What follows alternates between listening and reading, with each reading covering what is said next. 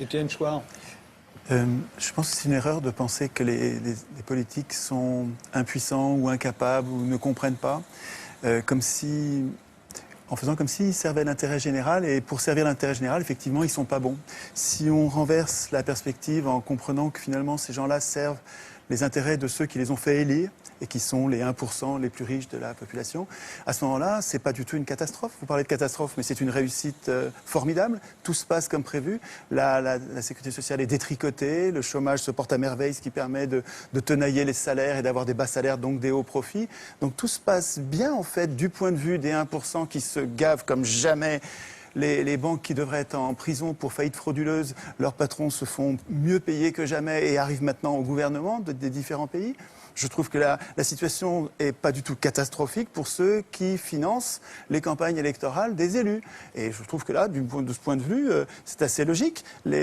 Hollande, il sert les intérêts de ceux qui l'ont fait élire en le faisant passer à la télé, dans les journaux. Et pourquoi une banque achète Libération? Pourquoi une banque achète Le Monde? Pourquoi une banque achète le quart Sud-Est? Pourquoi le Crédit Mutuel achète le quart de la presse quotidienne régionale?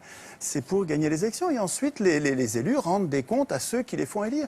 Le problème, c'est que nos élus ne doivent rien aux électeurs. Que vous votiez ou vous votiez pas, c'est pas vous, ce sera un autre. Ceux qui vont voter, c'est ceux qui regardent la télévision, qui ne sont pas politisés. Il faut qu'ils passent beaucoup à la télévision. Vous regardez les curseurs, c'est incroyable la similitude qu'il y a entre les courbes de passage à la télé et les résultats aux élections.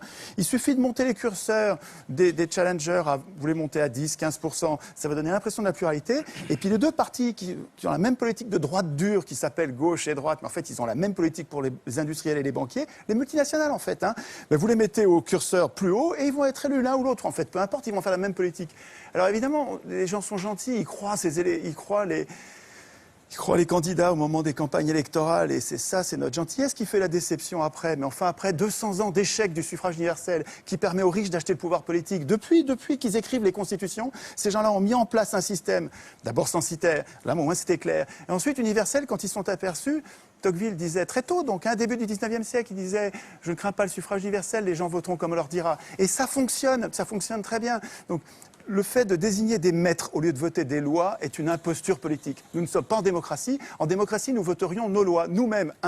Un homme, une voix pour voter les lois, pas pour désigner des maîtres. Le fait de nous imposer de désigner des maîtres est une supercherie. Ça donne un résultat plutocratique avec les riches qui dirigent depuis 200 ans. Alors aujourd'hui, on arrive dans une crise parce que le capitalisme n'arrive pas à verser suffisamment de salaire pour vendre leur camelote. Alors effectivement, ils prétendent que le système est en crise comme si c'était un accident. Mais ce n'est pas du tout un accident. Les choses se passent comme d'habitude, avec une impuissance politique. Vous avez raison sur l'impuissance politique, mais cette impuissance politique, elle est programmée. Il y a un endroit où il est écrit que le peuple n'a aucune puissance. Ça s'appelle la Constitution. Le problème, c'est que tout le monde s'en fout. Nous nous foutons de la Constitution.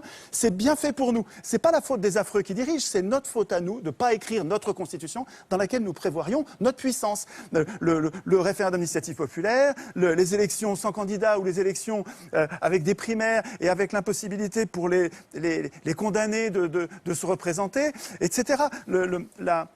Notre impuissance tient à notre démission du processus constituant. Et tant qu'on bavarde sur ce que font les représentants politiques qui sont les représentants des riches, on passe à côté de la cause de nos problèmes. Donc il me semble qu'en recentrant la réflexion sur la cause de nos problèmes, on arrive à trouver des solutions.